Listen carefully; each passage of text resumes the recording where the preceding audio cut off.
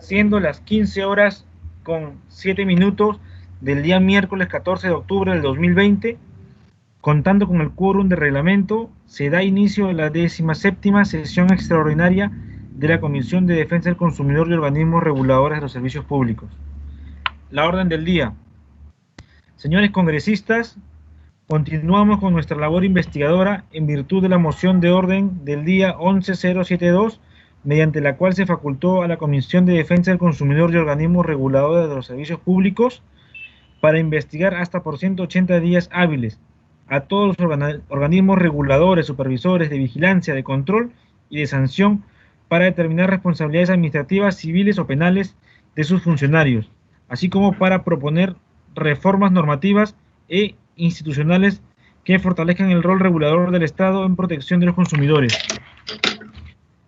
Con esta sesión se culmina la primera etapa de la recepción de información de los organismos reguladores bajo investigación. Por ello, para las siguientes sesiones se aplicará el acuerdo tomado la sesión pasada para que las próximas sesiones sean reservadas, salvo que nosotros acordemos lo contrario. Esta sesión es pública y hemos invitado a la señora Verónica Zambrano Copello, presidenta del Consejo Directivo del Organismo Supervisor de la Inversión en Infraestructura de Transporte de Uso Público, o CITRAN. La señora Verónica Zambrano ya se encuentra en la plataforma. Le pedimos por favor que pueda encender su audio y su video.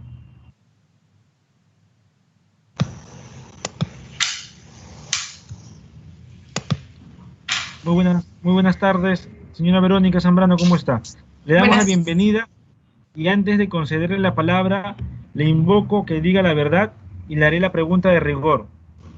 Señora Rosa Verónica Zambrano Copello, ¿jura o promete decir la verdad y solamente la verdad, así como guardar reserva en asuntos que tengan el carácter de confidencial? Sí, juro. Si así lo hicieseis, que Dios y la patria lo premien, y si no fuese así, esta comisión procederá conforme a la ley. Ahora tiene usted la palabra, señora Verónica Zambrano. Buenas tardes, señores congresistas. No sé, me tienen que ayudar con alguien del equipo de CITRAN va a colocar la presentación.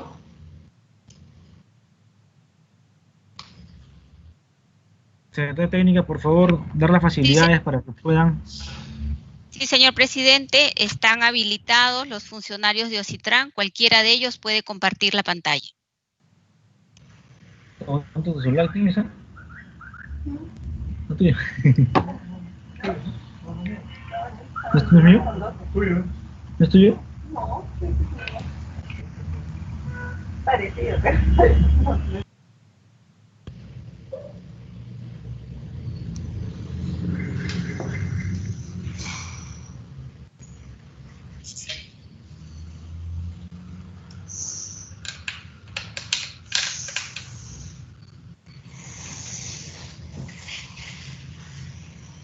Señor presidente, se deja constancia de la presencia y asistencia de la congresista Solís Gutiérrez Zenaida. Muchas gracias. Buenas tardes, disculpen la demora.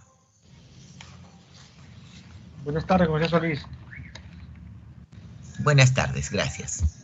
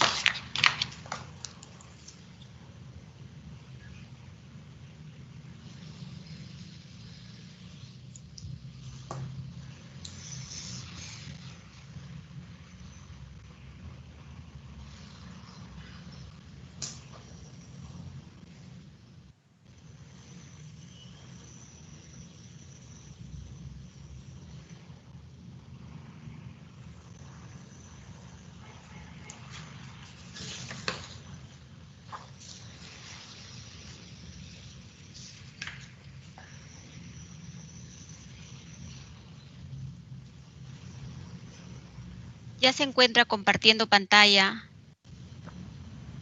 Muchas gracias, ya podemos ver la presentación. Pueden comenzar, por favor. Buenas tardes, señor presidente. Muchas gracias por su intermedio. Doy las gracias a la comisión y procedo a entrar a la presentación.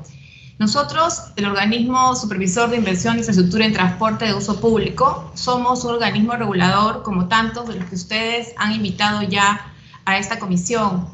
Y dado que tenemos el mismo origen, la misma ley de creación, voy a omitir entrar en detalles sobre las funciones, que entiendo ya son de conocimiento de ustedes, y básicamente voy a centrarme en lo que es la materia principal del organismo regulador, que son las infraestructuras de transporte. Siguiente, por favor. Nosotros supervisamos 32 concesiones que en todo este tiempo han venido siendo otorgadas en los últimos años, y también 2 entidades públicas, infraestructuras que son administradas por 2 entidades públicas que son Corpac y ENACU. Supervisamos entonces carreteras, aeropuertos, puertos, el Metro de Lima y las vías férreas. Si se fijan ahí en la pantalla, están las cantidades de usuarios que han venido transitando por estas infraestructuras a razón del último año, ¿no? Son cifras que son anuales y que lo único que reflejan es el gran uso y utilización que se hacen de estas vías. Siguiente, por favor. Ahí tenemos lo que vendría a ser la evolución de la inversión que supervisamos. El compromiso que tenemos es de 16.400.000 dólares. Sin embargo, si ustedes ven lo que es, digamos, la franja azul, es la inversión que está comprometida, mientras que la franja naranja es la inversión que está ejecutada. Si ponen, digamos, énfasis en lo que son los tamaños de las barras, se van a dar cuenta que prácticamente estamos a mitad de la ejecución de la inversión que ha sido originalmente comprometida. Siguiente, por favor. Nosotros en nuestra gestión tenemos algunos pilares en los cuales hemos venido basando nuestro trabajo en los últimos años.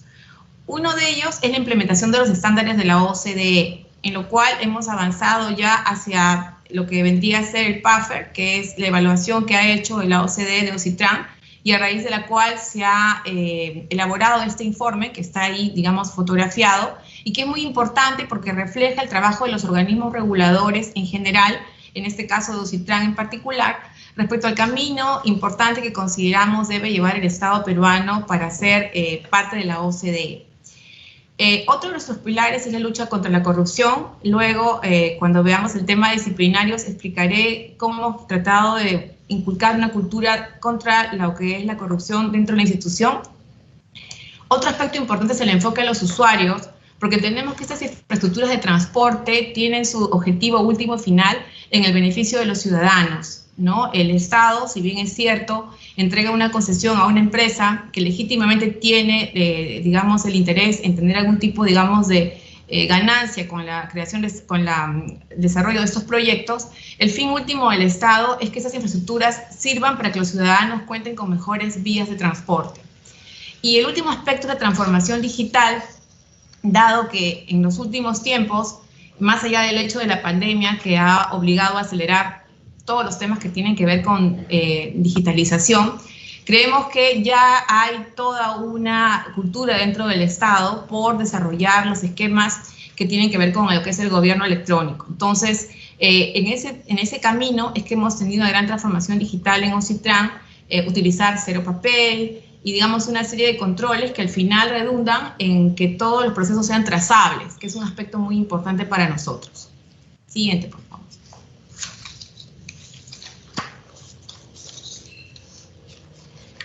En realidad, nosotros lo que queremos con esta diapositiva es un poco ubicar ya a OCITRAN no frente a sus funciones, sino frente a otros organismos, porque generalmente se confunde mucho el rol del regulador. En muchas ocasiones se nos reclama que por qué nosotros no modificamos los contratos, por ejemplo, ¿no? O que por qué hemos firmado tal o cual contrato. Entonces, aquí un poco esta diapositiva lo que busca es aclarar cuáles son las funciones de OCITRAN frente a otros entes, ¿no?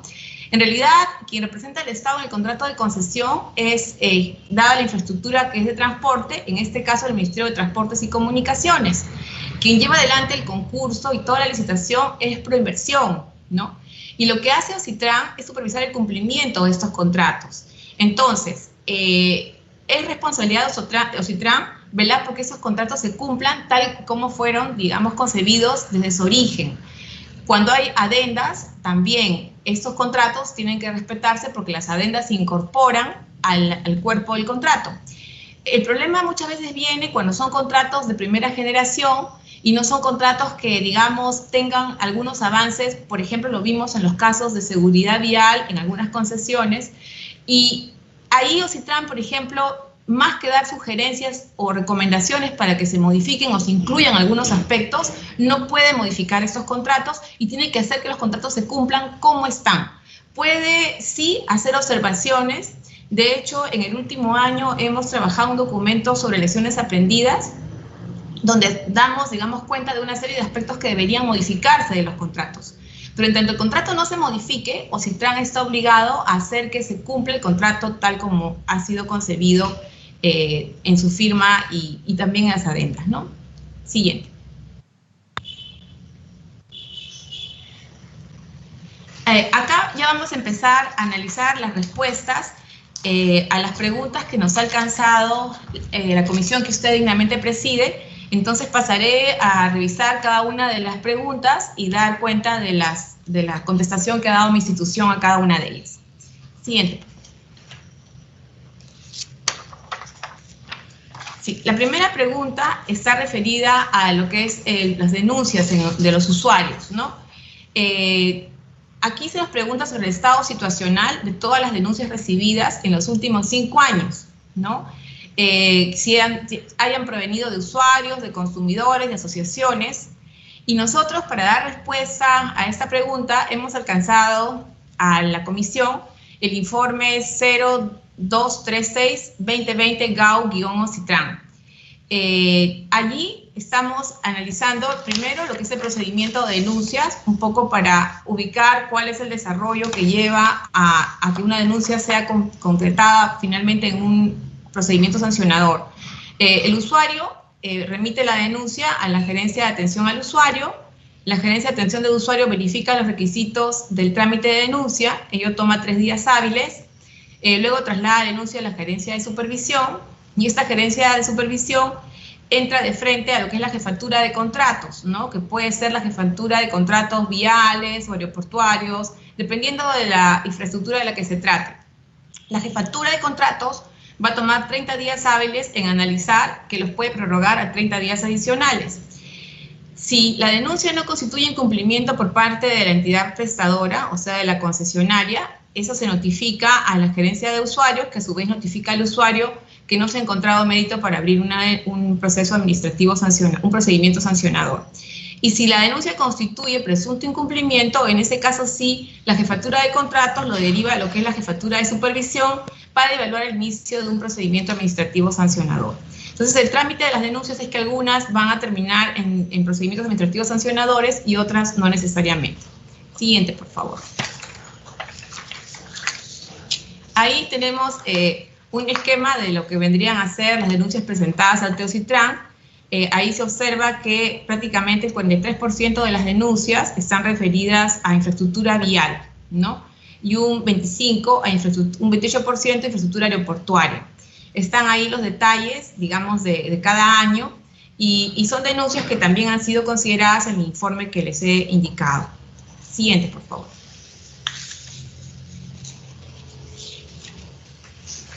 La segunda pregunta está referida a lo que son los principales problemas de la gestión en OCITRAN.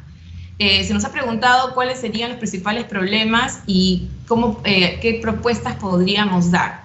Respecto a esta segunda pregunta, siguiente por favor, nosotros hemos presentado ya un informe conjunto de nuestras áreas, que es el informe 127-2020 IC OCITRAN, y lo que hemos expresado ahí es que nuestro principal problema está referido a lo que es a la autonomía financiera. ¿Qué sucede? Según las normas de creación de los organismos reguladores tenemos autonomía, y esa autonomía también incluye la autonomía económica. Eso debería permitir que nosotros organizásemos nuestro presupuesto según la administración o la gestión que consideramos sea la más oportuna de nuestros recursos, identificando nuestros fines. Pero lo que ha sucedido en los últimos tiempos, lamentablemente, es que nosotros no podemos, de alguna manera, utilizar todo ese ingreso que se llama aporte por regulación y que proviene de las empresas supervisadas. Este aporte por regulación, en realidad, nace de la ley de organismos reguladores y se establece que es el 1% de la facturación anual, deducido el IGB y el impuesto de promoción municipal. Entonces, el 1% de la facturación anual de las empresas es lo que vendría a ser recursos directamente recaudados para el organismo regulador. Sin embargo, el principal problema es que existen normas presupuestarias que establecen lo que se denomina límites de gasto. Entonces, así nosotros, digamos, anualmente podamos recabar una cantidad determinada por lo que es el aporte de regulación, no estamos autorizados por las normas del MEF a gastarlo íntegramente en regulación o en supervisión, básicamente. Entonces, ahí empieza el problema de que tenemos que empezar a priorizar. Y priorizar no siempre es lo más idóneo o lo más correcto, porque en realidad todo este ingreso que nos llega de las empresas es un dinero que está destinado para que sea supervisado, para que las empresas sean supervisadas. Entonces, cuando nos ponen un límite o un tope, lo que nos obligan es empezar a priorizar. Y cuando se empieza a priorizar, se tienen que tomar algunas acciones y otras actividades se tienen que dejar de lado, ¿no? Siguiente, por favor. Ahí están establecidos los recursos financieros de OCITRAN en los últimos años, ¿no? Ahí están los presupuestos que hemos venido ejerciendo. En el 2017 fue una ejecución baja porque justamente es el año que hubo el cambio de presidencia y hubo un tiempo en que no hubo presidente titular, sino hubo un encargado. Entonces, eso probablemente hizo que en el 2017 la ejecución sea baja. Pero ya en el 2018 y en el 2019, ustedes ven que la ejecución es del 97 y 98.1%, que es una ejecución alta y que está basada en el presupuesto que nosotros habíamos consignado para los diferentes años. En el 2017, 92 millones, en el 2018, 84 millones, en el 2019, 93 millones, y en el 2020 habíamos consignado 94 millones, pero por razones de la pandemia, estos montos que figuran ahí como RDR son una proyección que no se han llegado a concretar porque nuestros principales aportantes, que son las empresas de transporte, no han tenido ingresos, entonces ese 1% ha sido disminuido. Sin embargo, para los próximos años ya nos han asignado topes para el presupuesto y no van a ascender a más de 75.6 millones, lo cual es uno de los presupuestos más bajos de toda la historia del organismo regulador que se está proyectando para los próximos años, a pesar que las tareas se mantienen en algunas concesiones y en otras se han incrementado. Entonces, el criterio que maneja obviamente el Ministerio de Economía y Finanzas, nosotros no lo vamos a objetar porque entendemos que tiene que ver con lo que consideran ellos las normas de tesoro, pero lo que sí vamos a objetar es que nosotros como organismo regulador tengamos que estar sujetos a la decisión de un funcionario del MEF que no conoce o que no está vinculado realmente a lo que son las obligaciones y responsabilidades del organismo regulador. Siguiente, por favor. Ahí están las demandas adicionales que en todos los años pasados hemos venido solicitando, porque en realidad estas demandas adicionales era porque se fijaban precisamente montos menores a los que nosotros requeríamos. Entonces siempre se pidió demanda adicional, pero esa demanda adicional no salía de tesoro, sino salía de lo que vendrían a ser nuestros saldos de balance, que eran los montos que se iban acumulando todos los años, porque como justamente se nos fijaba un tope, entonces luego no podíamos gastar, no se podía gastar todo el dinero que ingresaba por aporte a regulación, iba quedando un saldo. Todos los años iba quedando un saldo, y luego esos saldos, ahí están señalados en la fila amarilla, esos saldos han pasado a tesoro, ¿no? Se incorporaron o fueron transferidos al Ministerio de Economía, y entonces en realidad ahí desde 2017 hasta la fecha se transfirieron 95 millones. Pero si nosotros vemos toda la historia de OCITRAN, desde el 2011 a 2019, se han incorporado 106.888.000. ¿Y por qué hago nota o pongo énfasis en esta cifra? Porque justamente en este año 2020 nosotros hemos tenido muchos problemas para recabar lo que vendría a ser esta recaudación, porque como les comentaba, se desprende el monto del porcentaje de facturación y todas las empresas de transporte han facturado muy poco, principalmente la industria aeroportuaria, que es una de las más grandes aportes que recibimos. Entonces, aquí lo que ha sucedido es que este año no hemos tenido montos importantes y no podíamos ejecutar nuestras funciones, y por eso es que hemos tenido que pedir una demanda adicional, que en este caso la demanda adicional tuvo que venir directamente de Tesoro porque no teníamos saldos de balance. Y la pregunta que nosotros nos hacemos es ¿por qué no teníamos saldos de balance? ¿No? Porque como en toda institución y como en todo sector, hay épocas buenas y épocas malas, ¿no? Entonces las épocas buenas muchas veces pueden servir para guardar, y en las épocas malas eso es un respaldo que podríamos tener. Pero aquí lo que se pudo ir, digamos, guardando en las épocas buenas, luego fue transferido, ¿no?, al Ministerio de Economía, y entonces en este momento que vino la época mala y que muchas empresas nos pedían prórrogas o no dar el aporte por regulación, no podíamos aceptar porque no teníamos mayor respaldo. Entonces, sí creemos que esto tiene mucho que ver con el tema, con la forma como se dispone el presupuesto del organismo regulador. Creemos efectivamente que siempre tenemos que dar cuenta y que siempre nuestro presupuesto debe ser aprobado por el MEF, en eso no hay duda, pero no creemos que los saldos de balance deban ser trasladados a Tesoro, porque son recursos que tienen un objetivo que es muy concreto, que es la supervisión de las infraestructuras de transporte. No es para otros fines, es para infraestructura de transporte. Ahora, si la supervisión en infraestructura de transportes estuviera, como diríamos, en el top, ya no hubiera nada que supervisar y nos sobrara el dinero, nosotros entenderíamos que esos montos podrían ser trasladados para otros fines, pero no ese es el caso. Tenemos déficit en la supervisión, ¿no? Siguiente, por favor. Entonces, ¿cómo impacta esa falta de recursos en Ocitrán? Como les comentaba, tenemos que priorizar, pues, ¿no? Entonces, cuando uno prioriza, deja de hacer muchas cosas que pueden ser también importantes. No es que priorizar signifique que solamente vamos a hacer lo importante. Muchas veces no logramos hacer lo importante y eso obviamente tiene un impacto en la calidad de los servicios.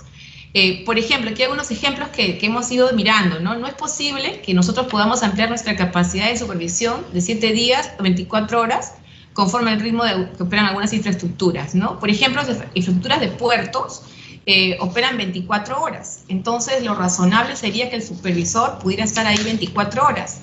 Pero eso no es posible porque no tenemos el dinero para pagar supervisores 24 horas. Entonces, lo que hacemos es tratar de encontrar los momentos de mayor demanda y ahí estar presentes. Pero ya estamos ahí priorizando y dejando de lado momentos que podrían ser importantes en que el regulador estuviera presente, en el puerto, poniendo un ejemplo, ¿no?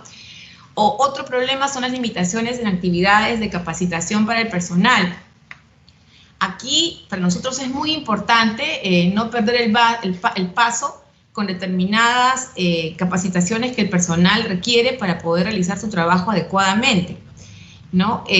Por ejemplo, un ejemplo que podría poner yo es el BIM, ¿no? El BIM, que es el Building Information Modeling, que ya se está implementando aquí en las normativas, porque no solamente nació con el Plan Nacional de Competitividad y Productividad, sino que ya ahora hay una normativa muy concreta que demanda su incorporación progresiva en todo lo que es inversión pública.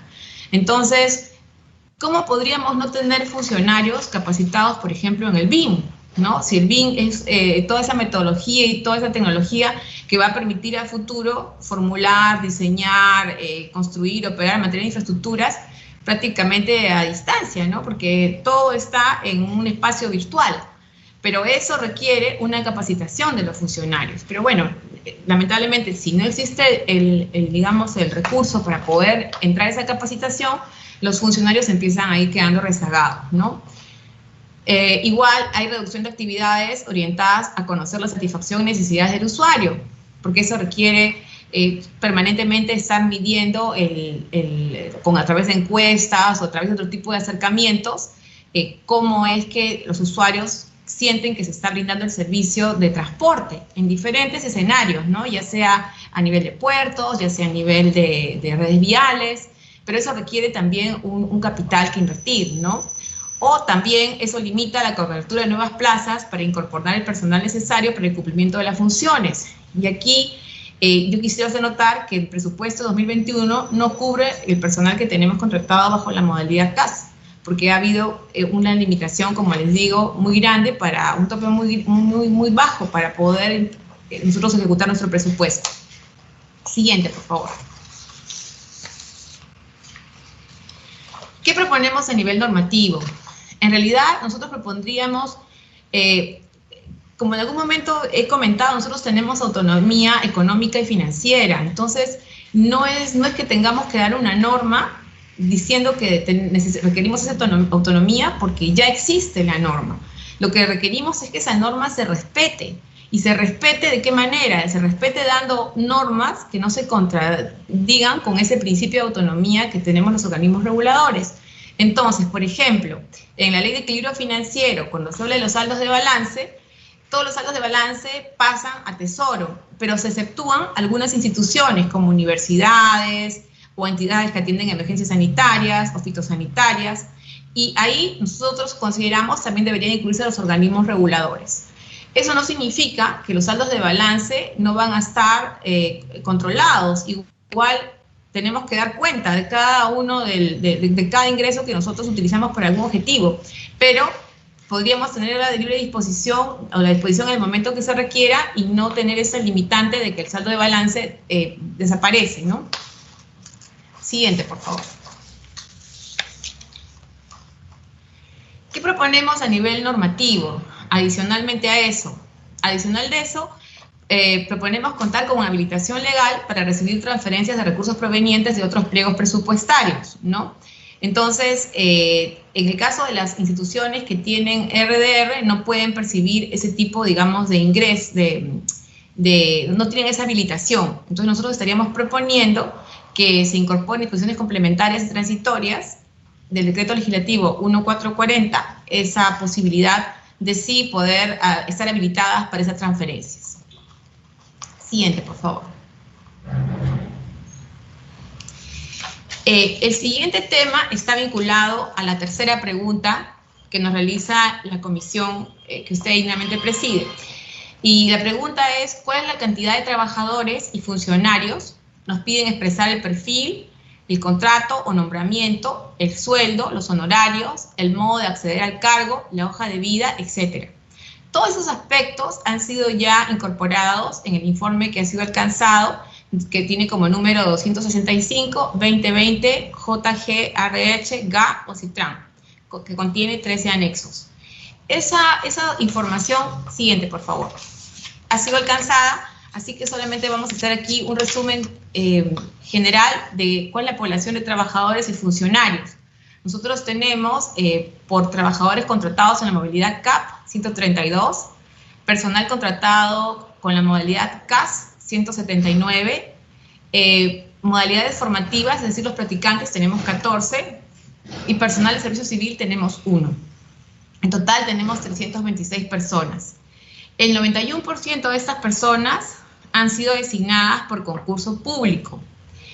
El cuadro de remuneraciones, que también es la pregunta 9 que nos hacen, está contenida su respuesta en este mismo informe que mencionamos, los 165-2020 JGRH-GA que les ha sido alcanzado. Siguiente, por favor. Aquí quisiéramos hacer notar un aspecto que creemos que es importante. OCITRAN tiene 264 plazas aprobadas. Sin embargo, solamente se ha presupuestado 146. ¿Esto qué significa? Significa que el MEF no nos ha dado la luz verde para poder completar esas 264 plazas. Entonces, ese déficit es el que de alguna manera venimos cubriendo con personal CAS, ¿no? ¿En qué estamos trabajando nosotros para poder lograr que esta situación se revierta? Estamos trabajando para ingresar a servir. El 27 de enero de este año recibimos la resolución de inicio de proceso de implementación del nuevo régimen de servicio civil y a la fecha estamos finalizando la etapa de dotación del personal y somos el primer organismo regulador en haber optado por esta resolución. Probablemente a muchos organismos reguladores en general no les resulte atractivo porque los montos o los ingresos que fija Servir suelen ser muy bajos, me refiero a las remuneraciones, ¿no? Pero nosotros tenemos, como ya les he comentado anteriormente, un gran personal contratado bajo la modalidad de CAS, o sea, tenemos 179 personas. Entonces, 179 personas que trabajan tan igual que los que son CAP dentro de la institución, sí estarían obviamente interesadas en postular a los cargos que se pudieran abrir dentro de este nuevo régimen. Entonces, por eso es que venimos trabajando con mucho interés, porque no podríamos mantener esta situación en la que tenemos más CAS que CAP. No es creo, saludable para ninguna institución, porque además el CAS tiene el inconveniente que tiene contratos a plazo determinado. Entonces, un personal que siempre ve cercana la terminación de su contrato, es un personal, no digo yo que no se comprometa con la institución, porque la verdad tenemos la suerte de contar con un equipo que es muy comprometido con lo que es la función de servicio en la institución, pero sí es un personal que va a estar siempre preocupado sobre si se renueva o no el contrato, y ante la posibilidad o la oferta de tener permanencia en otra institución, se va a ir, que es lo que también experimentamos lamentablemente muy corrientemente, ¿no? Entonces, tenemos por eso todo el interés de entrar a lo que es Servir. Siguiente, por favor. El siguiente tema es la respuesta que tenemos a las preguntas 4 y 5, que está referida al proceso de designación de los miembros de tribunales y comisiones, los criterios técnicos y profesionales para su selección, si se evaluaron las vinculaciones con empresas que puedan representar conflictos de intereses, y los nombres y datos de los integrantes del Consejo Directivo y de las salas. Todo eso también está consignado en el informe que hemos alcanzado a la comisión, y que es el informe 265-2020 JGRH GA OCITRAN. Siguiente, por favor. El proceso de selección de los miembros del Consejo Directivo se realiza por un reglamento de concurso público para selección de postulantes a miembros. Este es un concurso que no se lleva a cabo en OCITRAN, sino que se lleva a cabo en PCM, ¿no? PCM establece 2 etapas de convocatoria: la postulación, la creación de postulantes aptos, y una vez que define los postulantes aptos, entra lo que es la evaluación curricular. Siguiente, por favor. Bueno, está en pantalla el nombre de los miembros del Consejo Directivo que tenemos actualmente. Debería ser un consejo directivo de 5 miembros, es un consejo directivo que actualmente tiene una vacante libre, aún no se ha nombrado al 5º miembro, y yo sí quisiera hacer notar que estos funcionarios trabajan por dietas y muchas veces sesionan más de la cuenta, en el sentido de que más del número de sesiones que están permitidas, porque solamente tenemos autorización para sesionar 2 veces al mes, pero muchos de ellos, casi todos, en muchas ocasiones sesionamos más de 2 veces al mes. Entonces hay sesiones que prácticamente son gratis, en el sentido de que no pueden ser pagadas. Además, las dietas, bueno, no voy a indicar aquí la cantidad de lo que se paga por decoro, pero son bastante bajas, y sobre todo la responsabilidad que ellos tienen es importante, ¿no? Y además es una responsabilidad que muchas veces los persigue, por decirlo de alguna manera, durante años. Yo hace unos días he recibido unos pedidos para contratar abogados a miembros del Consejo Directivo de prácticamente hace 10 años, por una situación determinada que se ha presentado. Entonces, es una responsabilidad grande y tiene consecuencias durante mucho tiempo, y sin embargo creo que las dietas no son acordes si se comparan con otros directorios del Estado, ¿no? Siguiente, por favor. Luego está lo que vendría a ser el proceso de selección de los miembros de los tribunales. Y el proceso de selección de los miembros de los tribunales es semejante a los del Consejo Directivo, no solo que tiene una orientación a estar destinado a la resolución de casos en tribunales, pero también es un concurso que se da que lo organiza PCM, tampoco se da en OCITRAN, y ahí hemos puesto lo que son los requisitos de los vocales, y básicamente son personas que no pertenecen a la plana de OCITRAN, ¿no? Sino son externos. lo cual, creo yo, los blinda de mayor neutralidad e imparcialidad al momento de resolver los casos. Siguiente.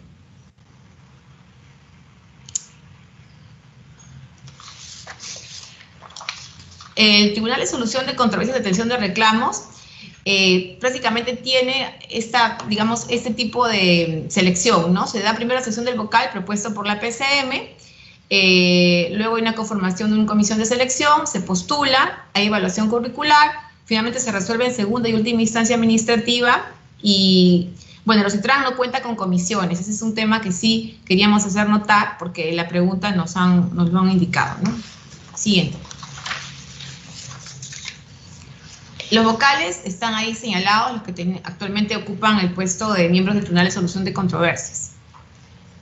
Siguiente, por favor. En el caso de cuerpos colegiados, sí tenemos un mayor número de personas, pero que han intervenido en diferentes momentos, porque son cuerpos colegiados que se conforman para un caso específico y luego cierran y termina su función. No son permanentes como el caso de los tribunales que hemos mencionado anteriormente. Siguiente, por favor. Las resoluciones del Tribunal de Controversias en los últimos 5 años son de un número de 1096 y básicamente estas resoluciones, tienen todo un procedimiento que ya está establecido dentro del mismo OSITRAN a través de un reglamento. Y hemos alcanzado toda la información referida a estas resoluciones en la carpeta CCO 2006-2020. ¿Por qué? Porque aquí nos han solicitado toda la copia de cada una de las resoluciones emitidas por las salas en los últimos 5 años. Entonces hemos entrado a ese detalle, pero en los documentos que han sido alcanzados a la comisión. Siguiente, por favor. La séptima pregunta está referida al presupuesto anual de OSITRAN en los últimos 5 años. Nos han pedido que detallemos el presupuesto por ingresos y estableciendo cuáles son los ingresos por recursos directamente recaudados. Siguiente, por favor. Nosotros en el 2019 hemos alcanzado esta información a través del informe que también a través de la presidencia hemos alcanzado el día de hoy. Y simplemente para hacer un resumen de lo que vendría a ser la información solicitada, debemos indicar que en el 2018 el presupuesto ejecutado fue de 91.3 millones y en el 2019 fue de 93.1 millones. En el año 2019 hemos alcanzado una ejecución de 98.06%, que es la ejecución más alta que se ha tenido en la historia de OSITRAN en los últimos 10 años. Siguiente. También hemos identificado lo que vendrían a ser los presupuestos, el presupuesto de gastos. Está claramente ahí en los cuadros que hemos identificado cada uno de los montos, pero además esta información también está alcanzada a detalle en la información que hemos presentado el día de hoy. Siguiente también. La siguiente es el presupuesto por ingresos, también de 2016 al 2020. Ahí está el detalle de la genérica y clasificador de ingresos de 2016 a 2020, conforme ha sido solicitado. Y también, como en los otros casos, todo el detalle está en la información alcanzada el día de hoy. Siguiente, por favor. En lo que es contratación de consultorías, esta vendría a ser la respuesta a la pregunta número 10, en las que nos solicitan relación de servicios de consultorías de personas naturales y jurídicas contratadas en los últimos 5 años, ¿no? Nos piden montos, copia de contratos, informes presentados y motivo de la contratación. Nosotros, para responder esta pregunta, hemos alcanzado el informe 577-2020 JLCP-GA-OSITRAN, que tiene 8 carpetas de documentación y 3 archivos Excel conteniendo toda la data que nos ha sido indicada. Siguiente. Sin embargo, podríamos, para hacer algún resumen sobre este tema, indicar que las contrataciones de las empresas supervisoras se efectúan según un reglamento que en OSITRAN se ha establecido ya desde el año 2001, y que ha sido aprobado por Decreto Supremo, el 035-2001 PCM, y que está precisamente referido a la contratación de las empresas que van a supervisar de manera especializada las obras de infraestructura, ¿no? Esas contrataciones se efectúan para el cumplimiento de la función de supervisión de OSITRAN y tienen tres principales fuentes, ¿no? Los recursos propios de OSITRAN, o los recursos del concedente, o los recursos del concesionario. O sea, podría ser, digamos, por parte de lo que son las partes del contrato o OSITRAN. Siguiente, por favor. Ahí está el monto de las consultorías por función, y si ustedes miran el cuadro, más o menos para poder, el PAI, para darnos cuenta cuál es la conformación que tiene, básicamente casi todas las consultorías responden al concepto de eficiencia de mercado. La eficiencia de mercado está vinculada a lo que es el quehacer de OSITRAN en sí, son los que contratan las gerencias de línea, ¿no? O sea, para temas de gestión, de planeamiento gubernamental o de seguridad jurídica, son mínimos los porcentajes que se han utilizado. La mayoría del presupuesto está destinado a lo que es eficiencia de mercado. Entonces, en eficiencia de mercado, por ejemplo, tenemos, por poner un ejemplo, ¿no?, la consultoría para la medición de la deflectometría, ¿no?, en una de las concesiones, por ejemplo, en la autopista del Sol, por ejemplo, ¿no? O también en lo que es eficiencia de mercados podríamos tener coordinación in situ para apoyar el seguimiento y monitoreo de la ejecución de estudios de obras, ¿no? O sea, lo que vendrían a ser las eficiencias de mercados, ese es el rubro, como se le coloca, es prácticamente el quehacer, la supervisión pura y dura del organismo regulador. Siguiente, por favor. Además, otra de las preguntas que se nos ha hecho está referida a lo que es los informes de auditoría, ¿no? En cuanto a los informes de auditoría, nosotros también hemos identificado, siguiente por favor, hemos identificado, esta vendría a ser la pregunta 11, ¿no? Hemos identificado aquí que lo que se nos pide es la copia de todos los informes de auditoría emitidos por la OSITRAN durante los últimos 5 años. Entonces, esta pregunta ha sido contestada con Memorándum 319-2020 GG OSITRAN. Sin embargo, aquí tenemos un pequeño resumen de los informes emitidos en los últimos 5 años. Tenemos 15 informes emitidos y tenemos 95 recomendaciones, de las cuales 86 han sido implementadas, 8 se encuentran en proceso y una recomendación está pendiente de implementación. Siguiente, por favor.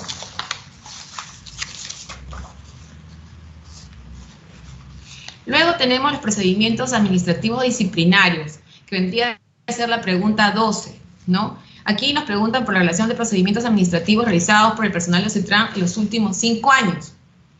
Para responder la pregunta hemos alcanzado el informe 265-2020-JGRHGA OSITRAN. Siguiente, por favor.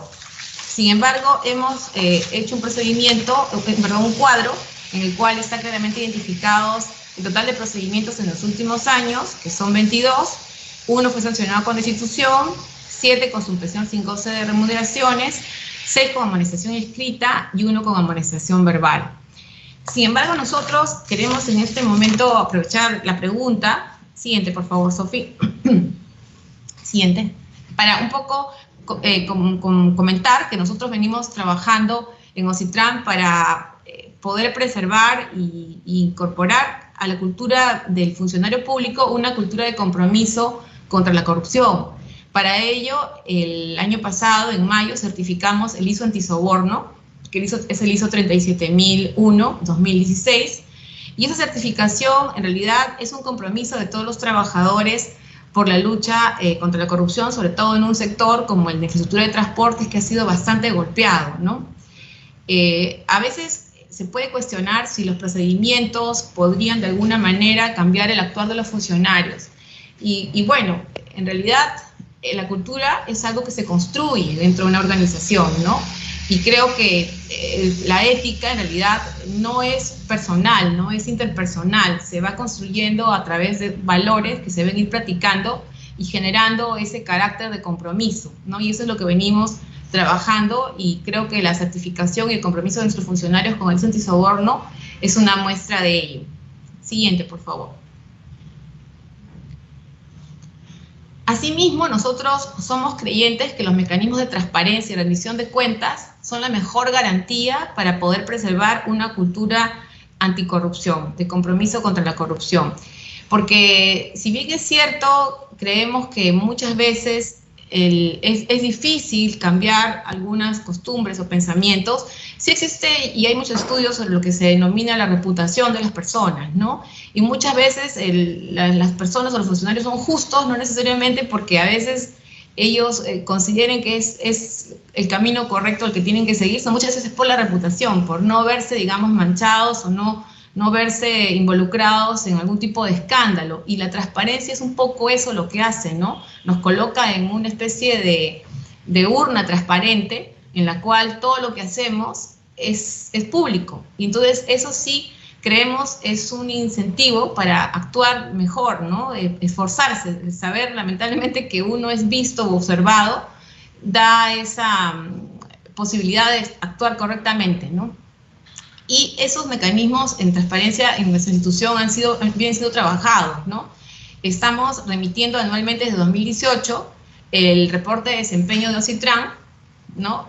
Y luego también nosotros tenemos una política de datos abiertos en OCITRAN que venimos trabajando y que también creemos es un elemento importante de transparencia. Y siguiente, Sofía. Y un aspecto adicional es que estamos rindiendo cuentas a la ciudadanía. Paralelamente al informe de rendición de cuentas que alcanzamos al Congreso, nosotros también hacemos una audiencia virtual con todos los administrados, con todos los interesados, para que de alguna manera manifiesten y conozcan cómo es que se llevan a cabo las acciones de OCITRAN en el último año. Nuestra próxima audiencia es para el 23 de octubre a las 11 de la mañana y es abierta, ¿no? Siguiente, por favor. Bueno, las preguntas del oficio original culminaron con la anterior diapositiva, pero luego llegaron unas preguntas adicionales sobre lo que es consejo de usuarios. Siguiente, por favor. Entonces, en consejo de usuarios nosotros hemos ya identificado desde hace bastante tiempo 8 consejos de usuarios, tanto nacionales como regionales, ¿no?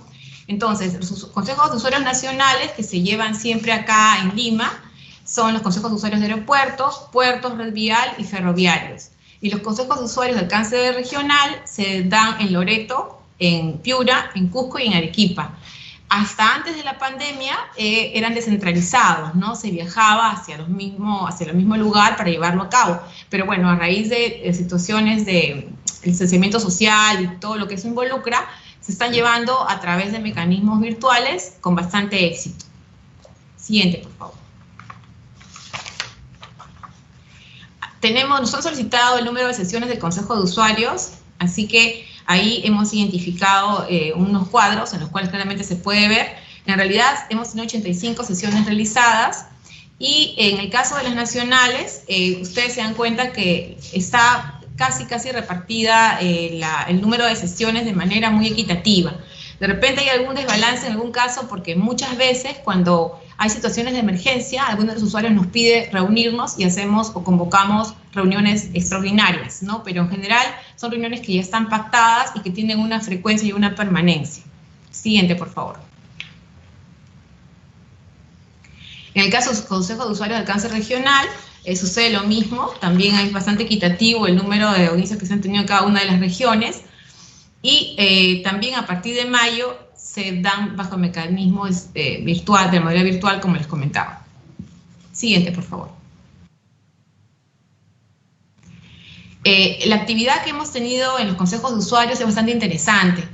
Hemos hecho visitas guiadas con los miembros del Consejo de Usuarios a diferentes infraestructuras de transporte. Siguiente, por favor. Y también hemos tenido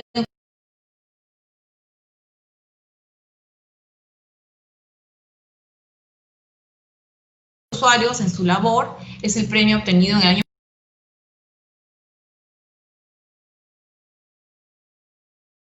de ahí que el trabajo que tenemos con los consejos de usuarios es permanente, porque ellos tienen muchos pedidos, muchas solicitudes que al ser llevadas, digamos, a la mesa del consejo,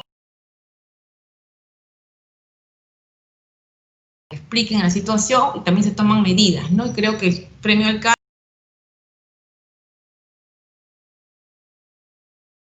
que, por ejemplo,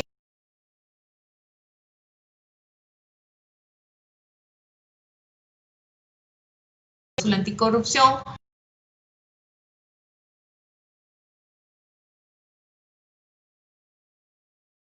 autoridades del Estado que tienen en sus manos la incorporación de estas cláusulas en porque hay que recordar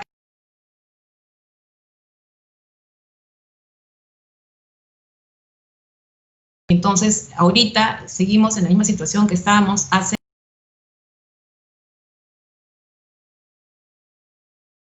y todos decían, pero qué barbaridad.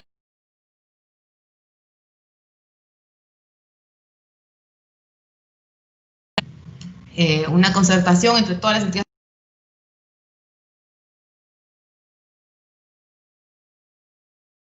y tener esa cláusula.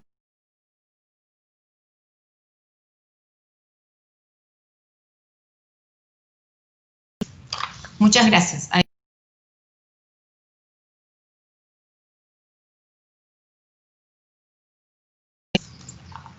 A disposición para cualquier consulta adicional.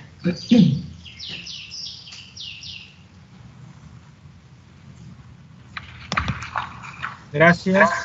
Si algún congresista quiere hacer el uso de la palabra, por favor, lo puede solicitar a través del chat.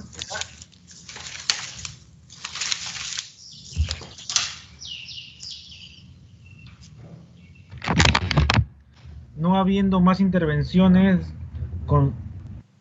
agradecemos a nuestra invitada del día de hoy.